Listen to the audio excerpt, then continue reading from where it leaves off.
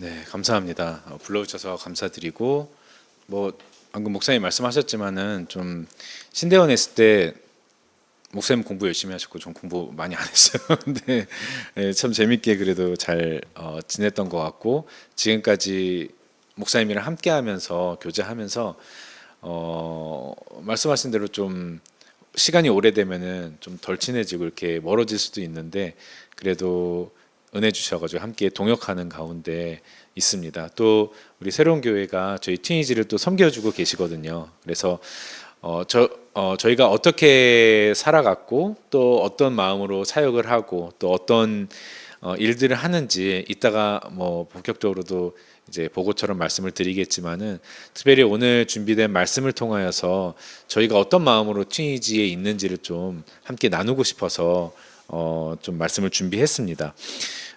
저희가 섬기는 사람들은 튀니지 아랍인들이에요. 튀니지 사람들인데 이 사람들은 튀니지는 99.9%가 무슬림들입니다. 그리고 그 땅에서 이슬람 안에서 살아가고 이슬람의 가치관을 가지고 이슬람의 문화 속에서 살아가기 때문에 다른 것들은 별로 그렇게 생각지도 못한 그런 사람들이거든요. 그런 사람들이랑 저희가 교제를 하면서 이제 시간이 저희가 6년이 좀 넘었는데 통해 가지고 만나고 교제하는 사람들이 생기고 지금은 사역을 통해서 복음을 전하고 복음을 받아들인 사람들이 생겼습니다. 그런 가운데 한 사람이 에이먼이라는 사람, 우리나라 말로 하면 아멘이죠. 아멘이라는 에이먼이라는 35살 먹은 친구가 있어요. 그 친구를 만나서 복음을 전하게 됐습니다. 인터넷을 통해 가지고 복음을 전하게 됐고 저희가 그 친구에게 복음을 전하고 예수님을 받아들였죠. 마음이 굉장히 착하고 정말 너무 순박한 사람이에요. 튀니지인들 중에서도 너무 순박해요.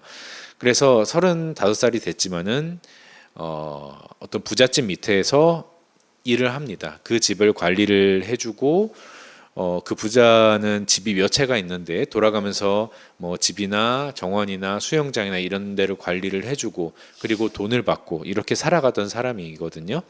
그런데 이제 저는 한 2, 3주에 한 번씩 그 동네에 가서 저희가 사는 곳에서 한 1시간 정도 떨어진 곳이라 그렇게 뭐 자주는 많이는 못 갔어요. 그래서 한 2주 정도에 한 번 정도 가고 또 우리 집에 불러서 저희 집에 불러서 예배를 같이 드리고 이렇게 교제를 하는 가운데 만나면은 같이 예배하고 또 이제 교육을 하고 이러면서 본인은 매일 아침 예수님의 말씀을 듣고 예수님과 함께하면서 너무 기쁘다는 그런 예수님을 만나서 매일매일 기쁘다는 그런 마음을 가진 친구거든요.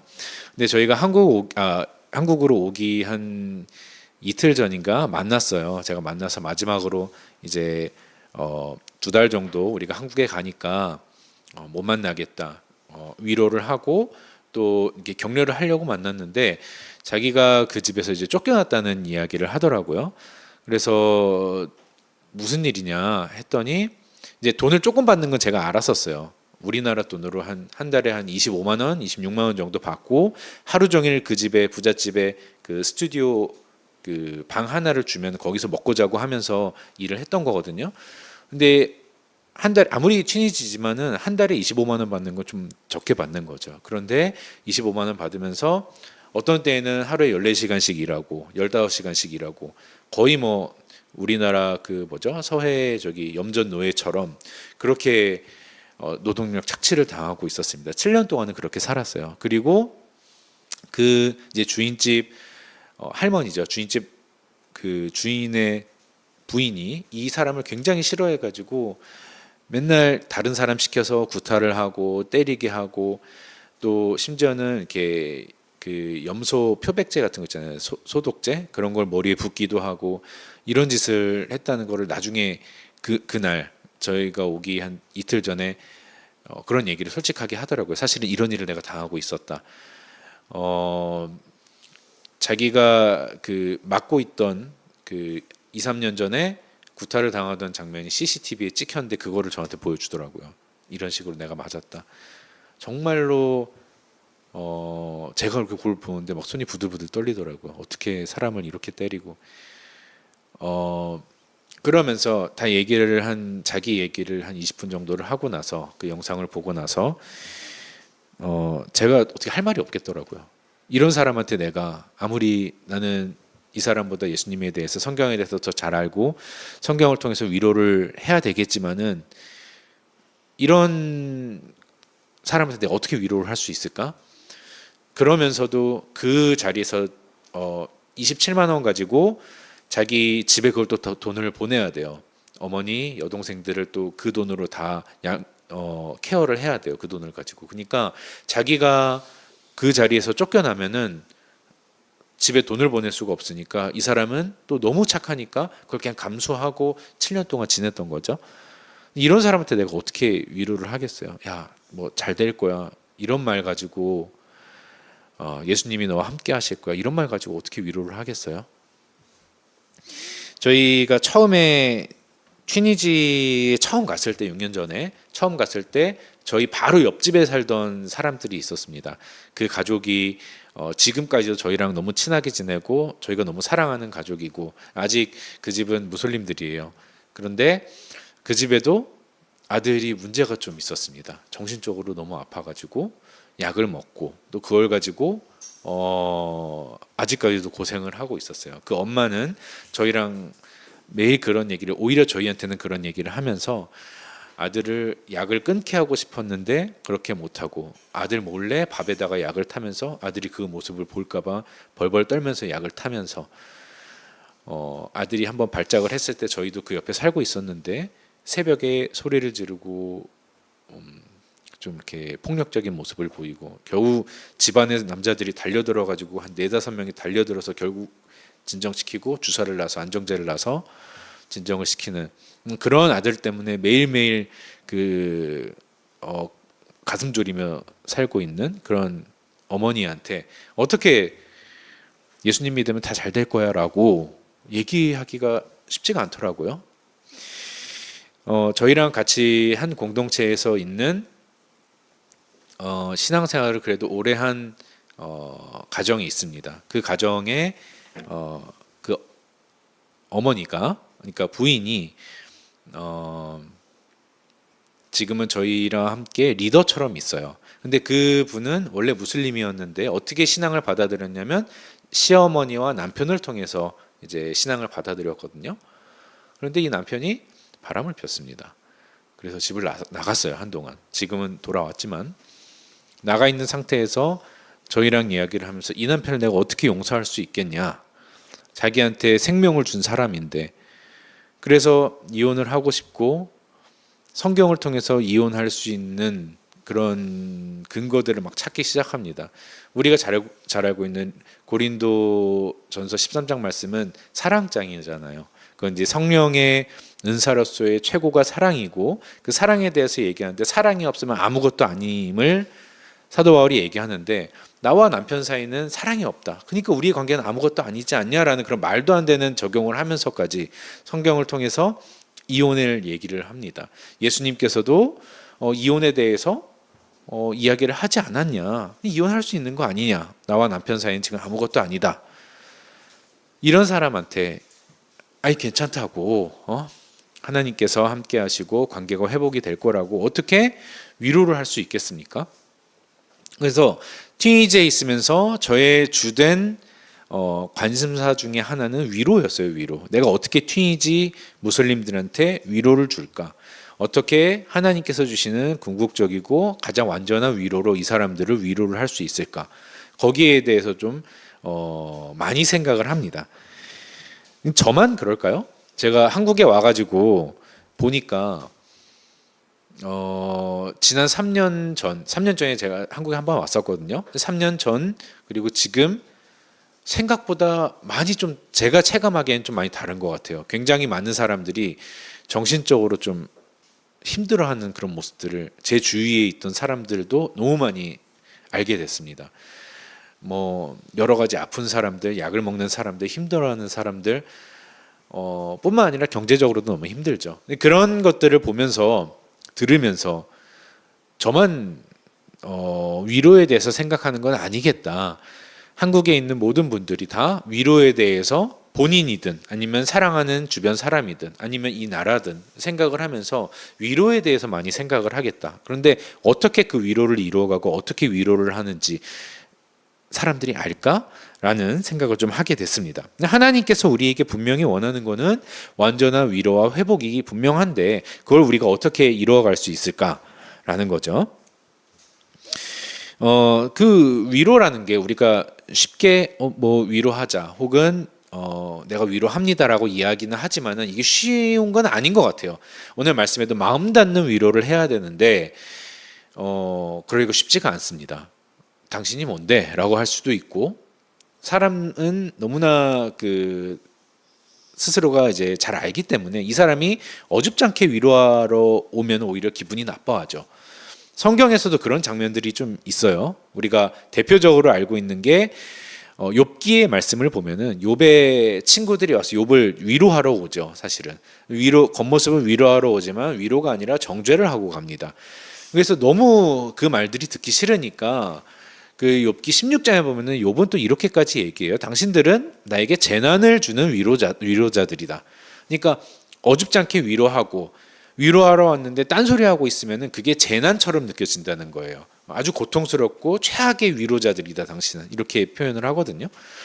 그러니까 물론 우리는 예수님을 알고 예수님을 믿기 때문에 주님으로부터 오는 위로를 하는데 마음 닿는 위로를 하지 않는다면은 세상 사람들은 혹은 튀니지의 무슬림들은 거기에 대해서 당신이 뭔데 뭐하러 그런 위로를 하냐라고 반응을 한다는 거죠. 어떻게 할 수 있을까요? 마음 닿는 위로를. 거기에 대해서 오늘 좀 같이 생각을 해보고 또 저희가 위로하려고 하는 튀니지에 대해서도 좀 저희가 말씀을 같이 좀 나눠보려고 합니다. 오늘 본문은 이사야 말씀 40장인데 잘 아시듯이 이사야는 성경의 축약판이라고 할 수가 있죠. 66권이 구약이 39권, 신약이 27권 있는 것처럼 이사야 말씀도 39장까지 그리고 40장부터 66장까지 이렇게 좀 나눌 수가 있고요. 1장부터 39장까지는 하나님께서 징계하시고 심판하시는 거에 대해서 이야기했다 한다면은 40장부터는 예수 그리스도로 인하여서 앞으로 올 메시아를 통해서 이루어질 하나님의 회복과 구원에 대해서 이야기를 합니다.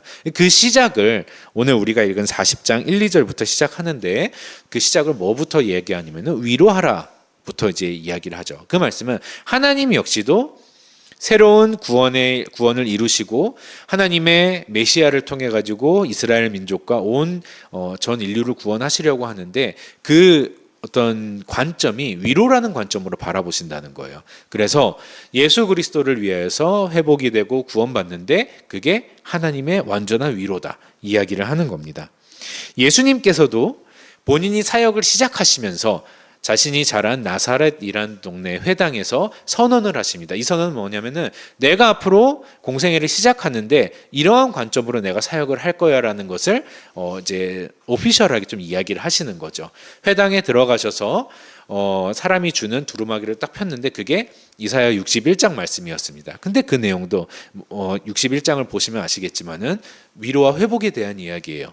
그래서 하나님의 영이 임하시면은 회복이 되고 갇힌 자들이 풀어지고 희년이 선포되고 그래서 하나님의 위로가 임할 것이다. 내가 하는 사역, 내가 3년 동안 하고 십자가와 부활을 통해서 이루어지는 사역이 바로 위로의 사역이다. 예수님께서 자신의 사역을 이렇게 정리를 하시죠. 그럼 어떻게 하느냐? 이게 참 이제 사실은 우리한테 좀 중요한 문제 같거든요. 우선 보니까 세상 사람들도 스스로가 위로를 합니다. 세상도 위로의 여러 가지 것들을 주죠. 흔히 우리는 술을 통해서 위로받는 사람도 참 많이 봐요. 그렇죠?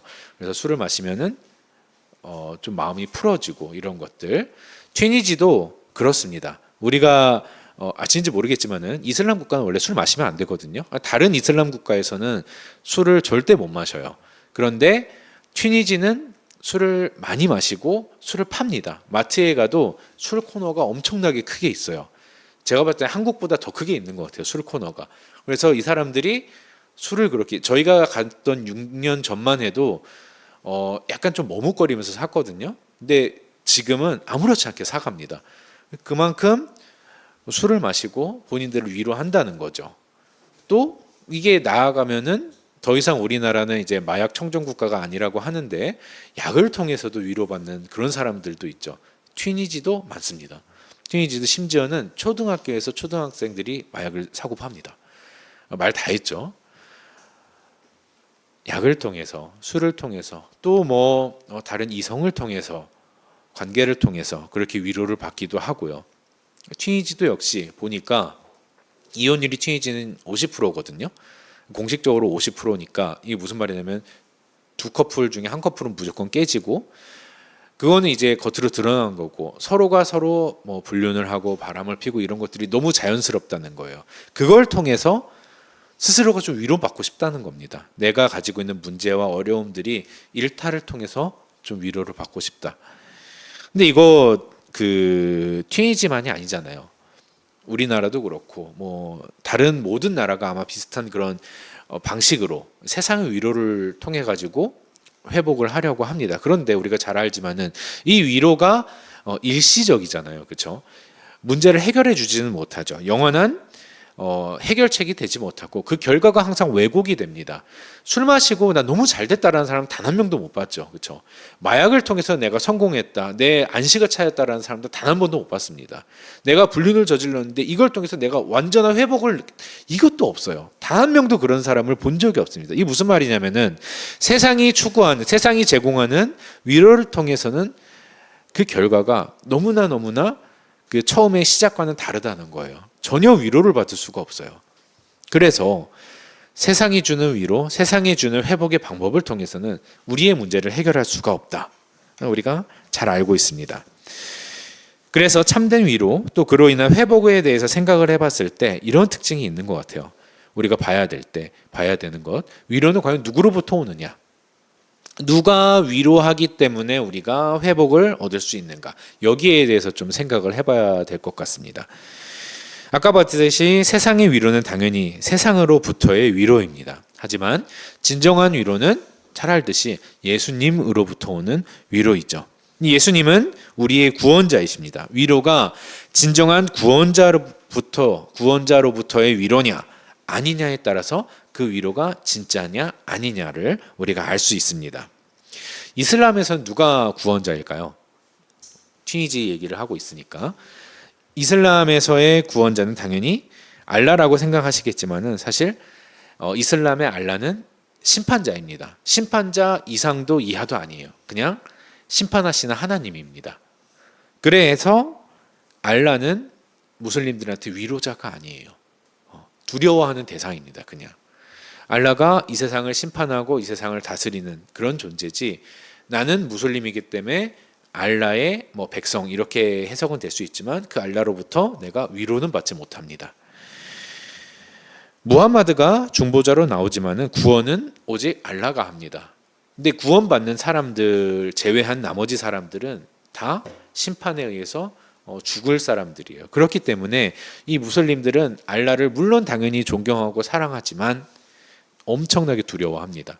예전에 저희가 언어 공부를 하던 때에 저희 언어를 가르치는 선생님이 한 분 있었어요. 저희보다 어린 여자 선생님이었는데, 저희가 언어를 공부하는 방식은 아이처럼 이제 말을 계속 듣습니다. 아이처럼 듣고 계속 그냥 얘기를 하는 거예요. 그래가지고 귀가 뚫리고 말을 할 수 있는 그런 방법으로 공부를 했는데, 그 선생님은 이제 우리랑 이제 이야기를 하면서 여러 가지 이야기를 하거든요. 뭐 경제적인 이야기를 할 수 있고, 뭐 튀니지, 한국, 뭐 문화적인 얘기, 뭐 정치적인 얘기도 하고, 그러면서 종교적인 얘기도 합니다. 종교적인 얘기를 하면서 저희한테 너희들은 두려움이 없냐? 이렇게 묻는 거예요. 나는 너무 두렵다는 겁니다. 선생님이. 나는 내가 앞으로 죽었을 때, 내가 무슬림이지만은 앞으로 있을 알라의 심판이나 죽음 이후의 것들에 대해서 확신이 없으니까 너무 무섭다는 거예요. 그래서 저희가 있는 곳에서 막 울기 시작합니다. 무슬림이고 거기에 대해서 자신이 코란에 대해서, 무슬림 교리에 대해서 너무 잘 아는데 그것 때문에 너무 무섭다는 거예요. 되게 아이러니하죠. 알라를 사랑하고 알라를 따르면은, 그 이슬람을 믿고 있으면 그걸 때문에 구원의 확신이 있을 것 같은데 그렇지가 않다는 거죠. 저희는 거기에 대해서 이야기를 했죠. 우리는 너희가 믿는 그런 이슬람과는 다른 교리와 종교를 가지고 있지만은 우리는 예수님으로 인해서 구원의 확신이 있어. 그래서 두려움이 없어. 오히려 죽음 이후에 있는 그 영원한 생명을 기대하고 있어. 이렇게 이야기를 해줬습니다. 이 사람들은 구원의 확신이 없어요. 그래서 종교를 통해서, 이슬람을 통해서 위로를 얻지를 못합니다. 저희가 올해부터 가장 주력하고 앞으로 저희의 사역에 있어서 가장 주력해야 될 중요한 사역이 하나 생겼거든요. 인터넷 복음 광고 사역입니다. 이게 뭐냐면은 인터넷을 통해서 복음 광고를 페이스북을 통해서 이렇게 송출을 합니다. 그러면은 많은 사람들이 인터넷을 통해서 저희가 이제 보내는 페이스북 복음 광고를 듣고 연락을 해오고 그거를 통해서 복음을 전하고 그렇습니다. 대부분의 사람들이 욕을 해요. 보내면은 정말 상욕을 합니다. 그래서 제가 그 언어를 배울 때 보통 우리도 그렇지만 영어 배울 때 욕을 가르쳐 주진 않잖아요. 그렇죠? 어디에 가서 새로운 언어 배울 때 욕 가르쳐 주는 선생님은 없는데 이 인터넷 사역하면서 욕 정말 많이 배웠거든요. 제가 길거리에 욕도 배우고 뭐 모든 나라의 욕이 이제 보통 이제 욕의 강도가 세지면은 누구 욕을 하죠? 엄마 아빠 욕하잖아요. 그것부터 해가 똑같더라고요. 뭐 미국도 그렇고 뭐 튀니지도 그렇고 엄마 아빠 욕을 그렇게 하면서 이제 저한테 이야기를 하는 게 뭐냐면은 우리는 무슬림이니까 할 필요 없다. 이런 얘기 할 필요 없어. 왜 튀니지 와가지고 이런 짓거리를 하냐고 이러면서 욕을 하는 거죠. 100명, 200명이 그 수만 명이 먼저 그 저희 복음 광고를 보고요. 그 중에 한 100명, 200명 정도가 한 3일 만에 문자를 보냅니다. 메시지를 보내요. 대부분이 99.9%가 욕이에요. 저희 엄마 아빠 욕을 하고 그 중에 한두 명이 연락을 해오는 게 내가 예수님에 대해서 알고 싶어. 이렇게 연락을 해옵니다. 그러니까 저희는 그 한두 명을 보고 이제 이거를 하는 건데요. 대부분의 사람들이 욕을 하는 이유는 뭘까요? 우리는 이슬람을 따르고 이슬람을 통해서 위로를 받는다는 거예요. 그러면서 이야기를 조금 해보면은 확신이 없어요. 거기에 대해서. 튀니지 사람들은 정말 튀니지가 예전에 지금은 많이 약해졌지만 IS 있잖아요. IS로 제일 많은 젊은이들이 간 나라가 튀니지입니다. 이유는 돈 주기 때문이에요. 이 이슬람에 열심히 있어서 간 게 아니라 거룩해 보이는 사람이 돈 줄 테니까 IS로 와라 하니까 튀니지에 많은 젊은이들이 일거리도 없고 할 일도 없으니까 거기 가가지고 IS 그 짓을 한 겁니다. 그러니까 튀니지 무슬림들은 이슬람을 따르는 사람들은 말은 그렇지 사실은 이슬람을 통해서 위로를 받지 못하는 사람들이에요. 굉장히 세속적이고 아까 말씀드렸듯이 뭐 술 마시고 뭐 약하고 뭐 이런 거 다 하는 사람들입니다. 그러니까 이 튀니지의 어떤 문화나 이슬람의 정체성은 너무나 연약해요. 이슬람을 통해서 전혀 위로받지 못한 사람들이라는 거죠. 참 위로를 받고 싶은데 그렇지 못한다는 거예요. 그 한두 명, 저희한테 연락한 한두 명, 예수님을 알고 싶다라고 얘기하는 그 한두 명의 사람들은 대부분 뭐라고 얘기하냐면은 우리 튀니지를 지배하고 있는 이슬람에는 위로가 없어. 나는 위로를 받고 싶은데 이슬람은 진리가 아니야. 나는 다른 걸 통해서 위로를 받고 싶고 보니까 성경과 예수님이 정말 참 위로자 같아. 나는 너희를 통해서 그걸 알고 싶어 라고 이야기한다는 거죠. 성경은 그래서 그런 자들에게 이렇게 얘기하잖아요. 수고하고 무거운 짐진 자들아 다 내게로 오라. 예수님께서 말씀하시죠. 내가 너희를 쉬게 하겠다. 그런 사람들한테 예수님께서 말씀을 하시는 겁니다. 왜 예수 그리스도께서 구별되고 특별하고 참된 위로자라고 할 수 있을까요? 왜 그분만 참된 위로자라고 할 수 있을까요? 혹시 우리가 삶에서 왜 고통당하는지 한번 생각을 해보셨나요? 왜 내가 지금 가지고 있는 이 어려움, 회사에서 당하는 어려움, 학교에서 당하는 어려움, 관계를 통해서 오는 어려움, 이거 왜 나한테 오는 걸까? 라고 생각을 해보면 물론 모든 사람들의 상황과 여건이 다 다르지만은 그거를 계속 생각하고 올라가고 그 근원에 대해서 생각하면은 모든 사람이 다 똑같습니다. 뭐죠? 죄예요, 죄. 제가 튀니지에서 어려움을 당하는 이유도 여러분들이 한국에서 어렵고 고통을 당하고 힘든 일을 당하는 이유도 사실은 그 근원이 다 뭐냐면 죄입니다. 그래서 이 근원이 되는 모든 사람의 고통과 문제의 근원이 되는 이 죄를 해결하지 않는 이상은 우리가 참된 위로를 받을 수 없다는 겁니다. 왜냐하면 모든 근원이 그거니까 100이면 100 모든 우리가 가지고 있는 문제나 어려움의 근원은 다 죄 때문입니다. 그래서 우리가 참된 위로를 받고 문제의 해결을 받기 원한다면은 반드시 이 죄의 문제를 해결을 해야 돼요. 이걸 해결하지 못하면은 세상의 위로랑 똑같은 거예요.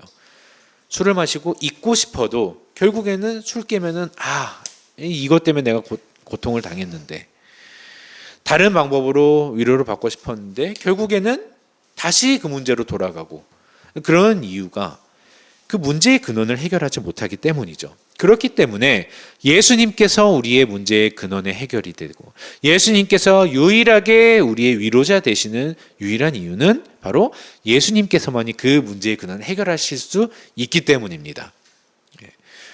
예수님께서 어떻게 우리의 죄를 해결하셨죠? 너무 쉽잖아요. 그렇죠? 십자가에서 죽고 나를 위해서 피 흘리시고 돌아가셨기 때문에, 그리고 부활하셨기 때문에, 그거를 믿기만 하면은 우리의 죄가 다 해결이 되는 거죠. 우리의 죄의 결과가 다 사라지고, 우리가 하나님께서 너희는 죄인이지만 예수 그리스도의 피로 말미암아 의롭다 하겠다 하셨잖아요. 그래서 죄의 결과가 다 해결이 된 거죠. 우리의 문제가 다 해결이 됩니다. 예수님으로 인해서.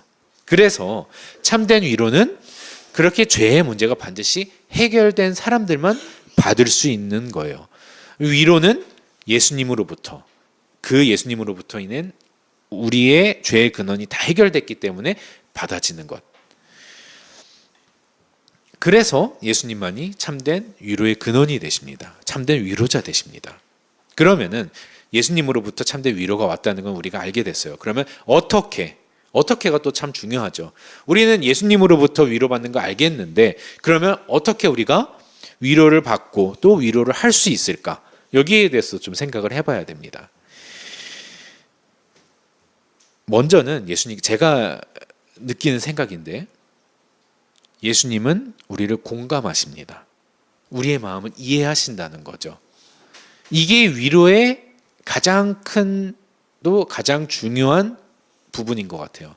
다른 사람을 위로할 때 왜 다른 사람이 어떤 위로를 듣고 야 그런 얘기 하지도 마, 왜 나 힘든데 왜 그런 얘기나 하고 있냐라고 하는 가장 큰 이유는 뭐예요? 공감하지 않았기 때문이에요. 네. 바른 말을 해도, 아까 우리가 봤듯이 욥의 경우에도 욥의 친구들이 틀린 말 대부분 안 했거든요. 다 대부분 성경에 맞는 말, 하나님의 말씀대로 이야기를 했어요. 그런데 왜 욥이 너희는 재난을 주는 위로자라고 이야기를 하냐면은 공감을 못했기 때문이에요. 바른 말 많이 하면 뭐예요? 정작 내가 귀가 막히는 이유는 그 사람이 나를 공감해 주지 못했기 때문에 위로를 전혀 받지 못한다는 거잖아요. 예수님께서는 우리를 공감하십니다. 그렇기 때문에 그 참된 위로자가 참된 위로를 하실 수 있어요. 그렇기 때문에 우리가 다른 사람을 위로할 때 요즘처럼 꼰대가 되면 안 돼요. 그렇잖아요. 라떼는 이러면서 이야기를 하면은 정말 이게 귀 닿는 것 같아요. 이미 제가 아직도 20살 같은데, 저와 함께 이렇게 교제하고 더 저보다 어리고 젊은 사람들을 보면은 나도 모르게 꼰대처럼 얘기할 수도 있겠다라고 느껴질 때가 있더라고요. 나 때는 이야기를 하니까 나는 그렇지 않았는데, 근데 나 때는 이렇게 얘기하면 그건 벌써 그 공감의 마음과는 아주 먼 상태인 거죠. 그래서 우리가 알잖아요. 나 때는 하면 귀를 딱 닫잖아요. 듣지를 않잖아요. 요즘 세대가. 근데 돌아오면 저도 그랬던 것 같아요. 저도 어떤 목사님이나 아니면 다른 어른들이 야 우리 때는 안 그랬어라고 하면은 저도 이미 마음이 딱 닫히더라고요. 이미 그 말들은 위로가 되질 않더라고요, 저한테. 마찬가지라는 거죠. 이 공감 못하는 사람들의 대부분의 보통 마무리가 다 정죄로 끝납니다. 나 때는 이러면 대부분이 포장을 잘한 정죄 덩어리예요. 그래서 그런 말들은 전혀 위로할 수가 없어요. 예수님께서 야 내가 생각해 보니까 너희들 너무 엉망으로 살아. 야 나는 안 그랬거든. 내가 보낸 사람들을 얼마나 거룩하게 살았는데 니들 그렇게 살아야지 라고 그렇게 콕콕 찔르면서 말씀하셨다면은 누가 예수님 아무리 진리라도 예수님 말씀에 반응을 했겠어요. 그리고 지금 성경을 통해서 주시는 그 말씀에 사람들이 감동하고 위로를 받겠습니까? 안 그렇죠. 예수님은 절대 그렇지 않으셨어요. 본인조차도 자신을 배신하고 자신을 배반했던 사람들, 그런 제자들한테 끝까지 오셔서 하는 말씀이 뭐였나요? 먼저 얘기도 안 하시죠. 먼저 고기를 구워주시고 추운 그들한테 불을 피워주시고 그러면서 네가 나를 사랑하니? 베드로가 그 말 한마디에 찔려서 회복이 되고 위로가 되죠. 네. 주님이 아십니다. 그 예수님의 그런 나 때는 이란 말이 아니라 공감하는 마음과 행동을 통해 가지고 사람들이 위로받는다는 거죠. 제가 그 한국에 얼마 이제 와가지고 얼마 안 돼서 어떤 집사님 부부를 만났습니다. 제가 청년 때부터 저와 함께했던 집사님 부부가 너무 훌륭하시고 신앙이 좋은 부부세요. 그래서 참 즐거운 이제 교제를 하고 이제 또 식사를 사주셔가지고 맛있게 먹고 이제 교제를 하는데 그 집사님 부부는 아내 집사님이 좀 더 성격이 좀 셉니다.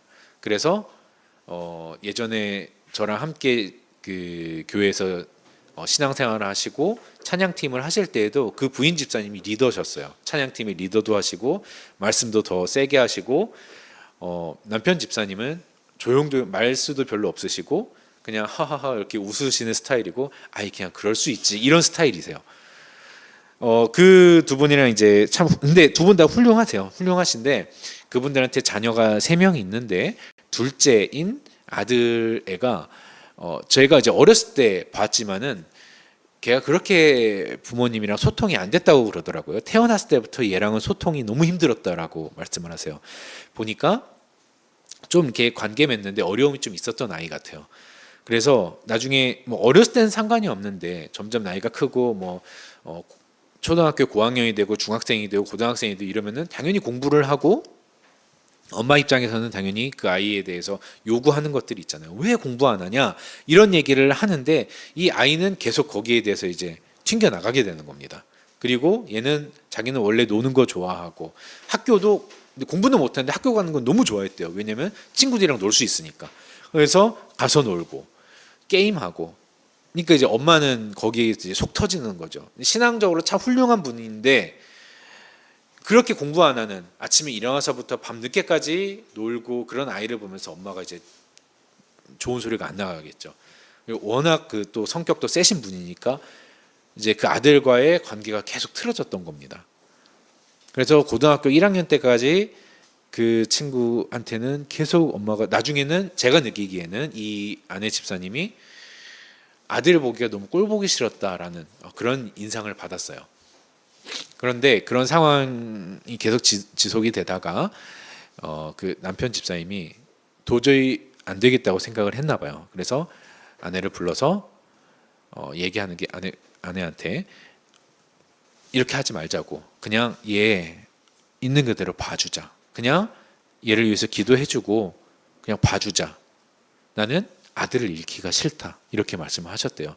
그러니까 이대로 계속 잔소리하고 맨날 싸우고 아침부터 눈 뜰 때부터 싸워가지고 밤 자기 전까지 싸웠다고 하는데 계속 이렇게 되면 이 아이가 튕겨져 나가고 엇나갈까봐 이게 좀 근데 좀 왠지 그런 움직임도 이 남편 집사님 눈에는 좀 보였던 것 같아요. 나는 아들을 잃기 싫다.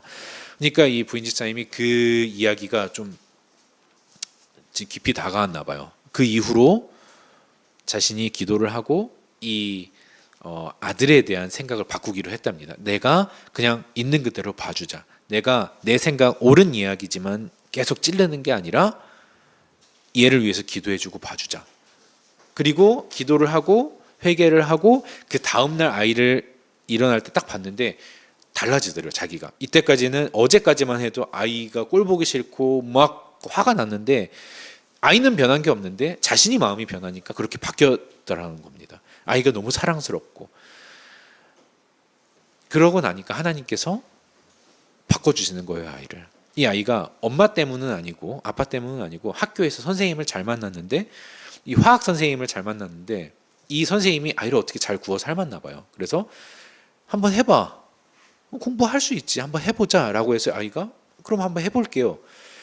이 선생님과 함께 하면서 2년을 같이 이제 담임으로 있으면서 이 아이가 공부를 하나도 안 했던 고1 때까지 안 했던 아이가 공부를 하기 시작합니다. 그리고 재수도 하고 본인이 재수하고 싶다고 그랬대요.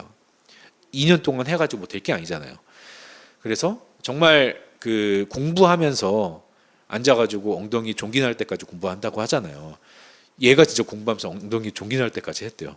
그러니까 그만큼 공부가 나중에 재미가 붙어가지고 하고 나중에는 괜찮은 대학교에서 졸업도 하고 그리고 신앙생활도 너무 잘하게 됐대요. 그래서 지금 그 집사님 부부 가족이 지금 이제 교회에서 열심히 또 신앙생활 하시는데 그 교회를 결정하게 된 게 이 아들 때문에 이 아들이 먼저 거기 가가지고 신앙생활을 하고 그 목사님 이하 모든 그 교회 식구들이 이 아이를 너무 좋아했대요. 다 사랑하고 목사님은 나중에 이 부모님한테 얘는 목회자 해야 되겠다고 그러면 안 되냐고 이야기할 정도로 그러니까 이 본인의 마음과 눈이 바뀌니까 아이가 변했다라는 겁니다. 내가 위로하려고 하고 내가 뭘 주입시키려고 하고 내가 바른 말 한다고 해서 바뀌는 게 아니라는 거죠. 어떻게 해야 돼요? 공감을 먼저 해야 된다는 겁니다. 공감을. 그래서 네가 왜 그런지 내가 너의 자리에 가서 너의 마음과 너의 상태가 되어서 내가 이해해 볼게. 이런 노력이 있어야 된다는 겁니다. 우리는 사실 근데 그러긴 능력이 좀 부족하긴 하죠. 다른 사람을 이해하는 마음이 참 부족하긴 하지만은 예수님께서 하셨던 위로의 첫 번째 단계가 바로 능력 있는 위로의 가장 중요한 부분이 바로 이 공감하는 거라는 겁니다. 예수님께서는 하나님이시지만은 우리를 공감하실 수 있는 분이시죠. 성자 하나님이시지만은 완벽한 하나님이시지만 또 완벽한 인간이셨기 때문에 우리를 공감하실 수 있습니다. 우리와 동일한 어려움과 힘듦을 우리보다 더 겪으셨죠. 히브리서 4장 15절에 보면 우리에게 있는 대제사장은 우리의 연약함을 동정하지 못하실 이가 아니요 모든 일에 우리와 똑같이 시험을 받으신 이로되 죄는 없으시니라 이렇게 말씀을 합니다. 예수님께서 약해 보셨고요. 우리보다 더 어렵고 힘든 고난을 당해 보셨고요. 힘들어 보셨기 때문에 그렇기 때문에 우리가 당하고 있는 고난과 어려움을 공감하실 수 있다는 거죠. 그냥 하늘에서 야 그거 옳은 거 아니야. 이렇기 때문에 네가 어려움을 당하는 거야. 혹은 야 나를 믿어 힘을 내 이런 게 아니라 우리와 똑같은 위치에서 이미 다 하셨기 때문에 우리가 보이지 않는 부분에서 우리를 밀어주시고 우리가 보이지 않지만 우리의 손을 잡고 끌어주신다는 거죠. 그렇기 때문에 우리의 연약함, 고난, 힘듦을 공감하고 위로하실 수 있다는 겁니다. 재밌는 거는 그 무슬림들은 예수님께서 우리를 공감하시고 이해하실 수 있는 이 요소, 예수님께서 힘들어 보시고 성육신 하시고 어려움을 당하셨던 그렇기 때문에 우리는 예수님께서 우리를 위로하시는구나 라고 믿잖아요. 근데 무슬림들은 그렇기 때문에 예수님을 믿지 않습니다. 무슨 말이냐면은 신이면 참 알라가 되려면은 부족함이 있으면 안 돼요. 근데 예수님은 많이 부족하셨죠.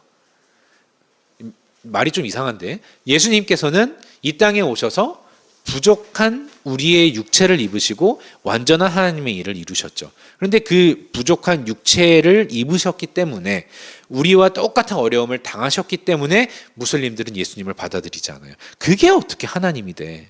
그게 어떻게 인간이 하나님이 인간이 되는 게 그게 말이 돼? 그래서 믿지 않아요. 물론 말 안 되죠. 우리가 이해할 수 없잖아요. 성육신의 신비라는 것은 우리가 이해할 수 없는 거죠. 하나님이 어떻게 피조물이 됩니까? 우리는 이해 못하지만 이해 못하는 그 말도 안 되는 사랑을 우리한테 베풀어 주신 거잖아요. 우리는 그렇기 때문에 하나님의 사랑에 감격하는 거잖아요.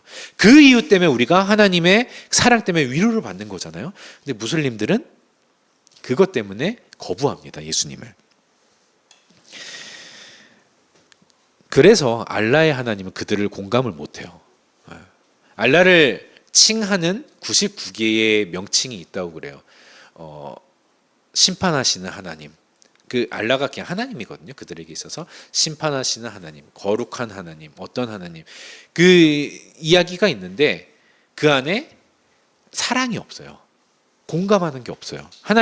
그들에게 하나님은 거룩한 분, 위대한 분, 완전하신 분, 전지전능하신 분, 심판자이신 하나님, 딱 거기까지예요. 그리고 위로는 없습니다. 존귀와 능력도 있고요. 온 우주를 창조하고 다스리고 영광받기에 합당하신 그런 알라죠. 그런데 자신의 창조물들을 공감할 수는 없는 알라입니다. 그래서 이슬람의 알라는 그렇게 이슬람을 따르는 무슬림들을 위로할 수가 없습니다. 굉장히 아이러니하죠.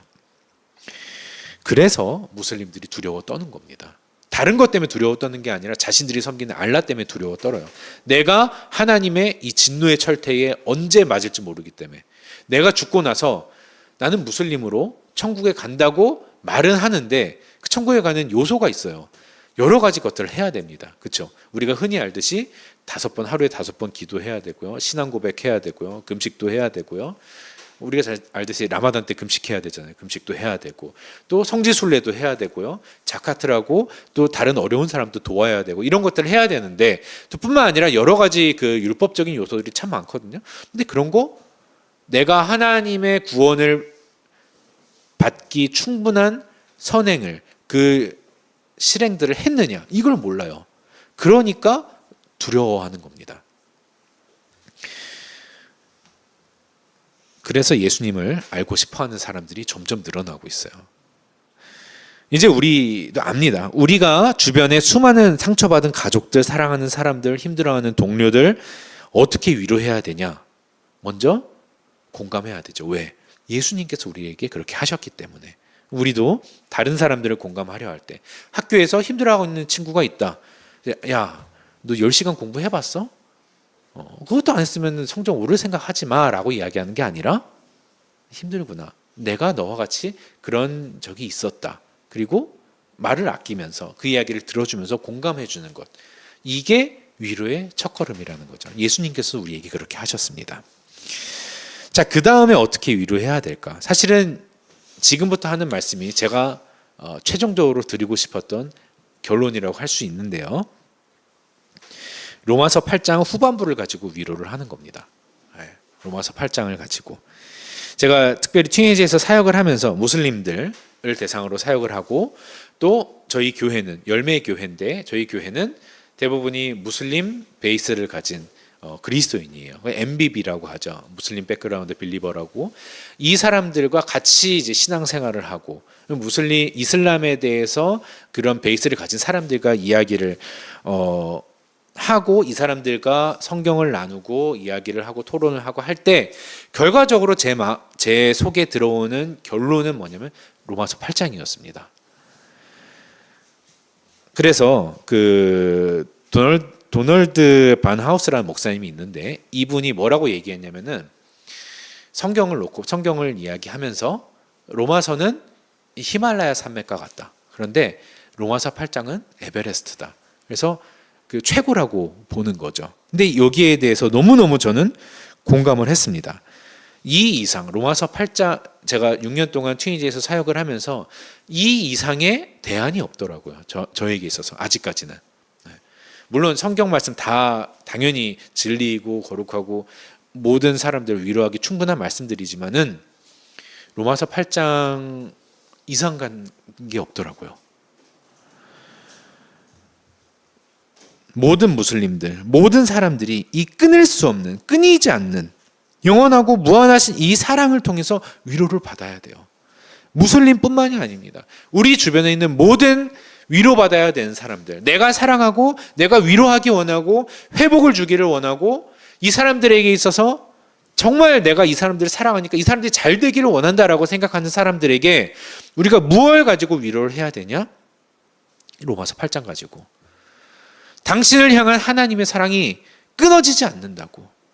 당신이 지금 어렵고 힘들고 기근에 처하거나 정말 역병이 있거나 아파서 경제적인 어려움이 있어서 누구도 해결할 수 없을 것 같은 그러한 정신적인 어려움을 가지고 당신이 힘들어하고 있지 않냐. 우리가 어떻게 당신을 위로할 수 있겠습니까? 하나님의 사랑이, 끊을 수 없는 하나님의 사랑 때문에 당신이 위로받을 수 있다고 이렇게 얘기를 해줘야 되는 겁니다. 그 어떠한 세력도, 그 어떠한 힘도, 그 어떠한 저주도 당신을 향한 하나님의 사랑에서 끊을 수가 없어요. 하나님은 자신의 사람들을 사랑하시는데 끝까지 사랑하세요. 당신이 그러한 사랑을 받고 있습니다. 이렇게 위로를 하는 겁니다. 제가 튀니지에 있으면서 무슬림들에게 이 이상 해줄 수 있는 말이 없더라고요. 물론 이들은 아직 예수님을 몰라요.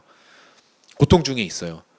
그런데 그 가운데 뭔가 진리를 찾아보고 싶고 예수님에 대해서 알고 싶고 알라를 통해서 채워지지 않는 그런 어려움들, 위로를 받고 싶다 한다면은 그 사람에게 있어서 제가 할 수 있는 가장 힘있고 위로가 되는 말씀은 로마서 8장이었습니다.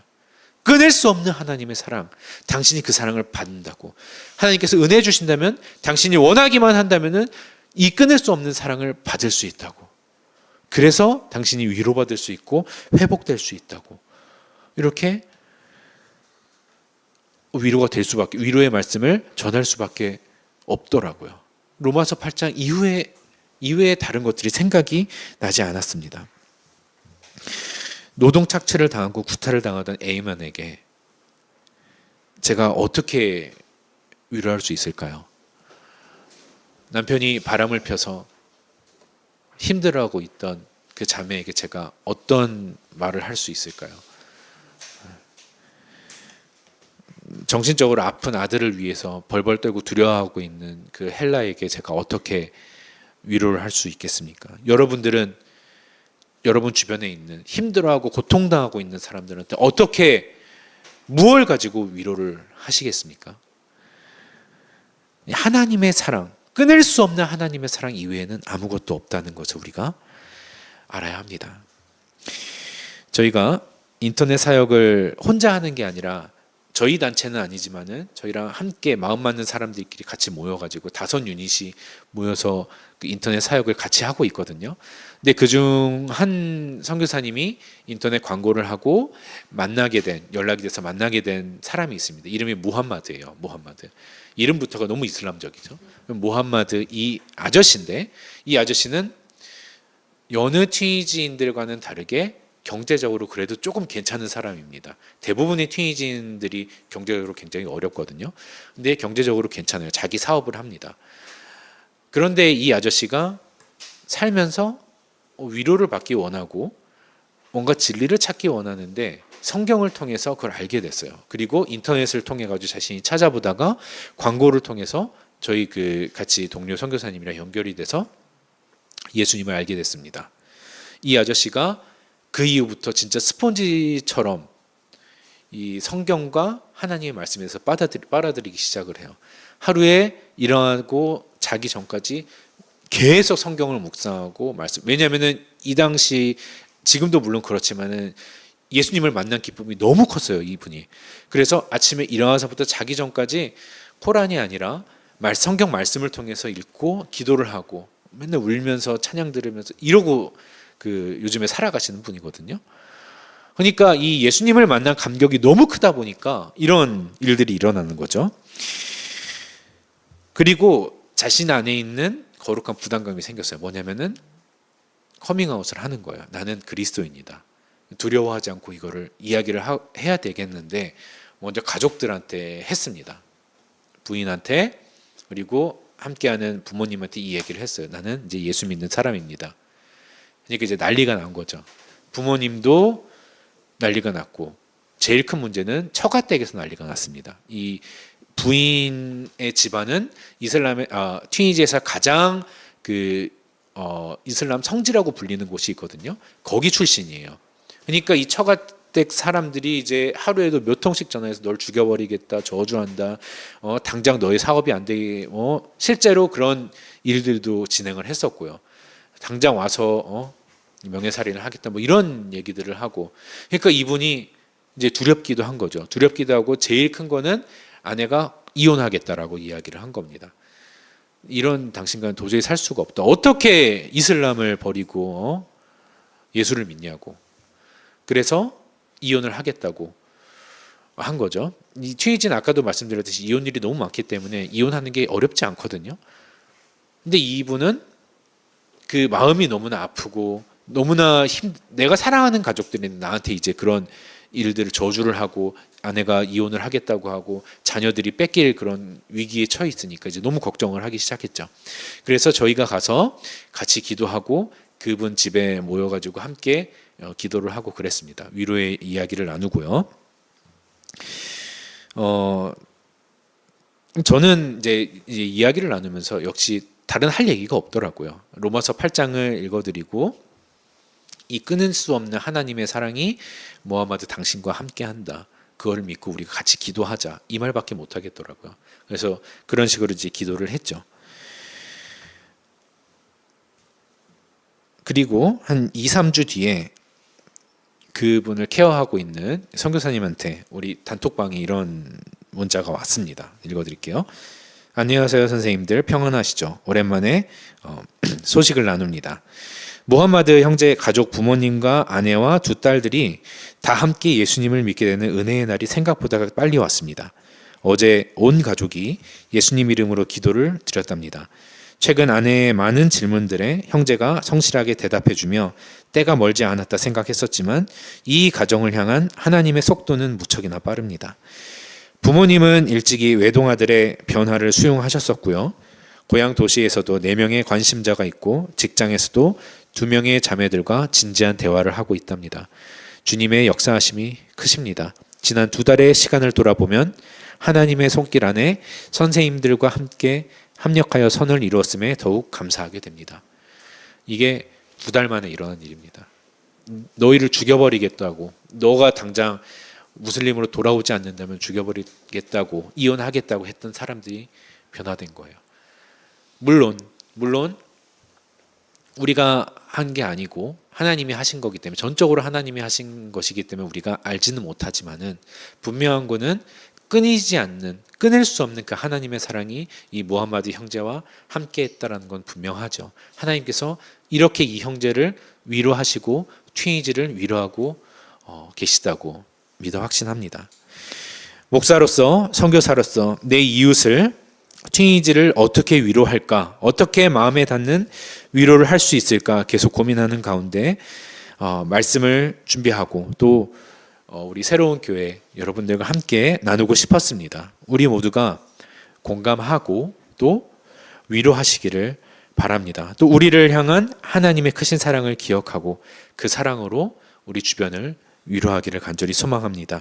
점점 힘들어져가는 우울하고 암울한 이 세상 속에서 나에게 맡겨주신 영혼들을 마음 다해 마음 닿는 위로로 이 세상과 튀니지를 함께 세워가는 우리 모두가 되기를 간절히 축복합니다.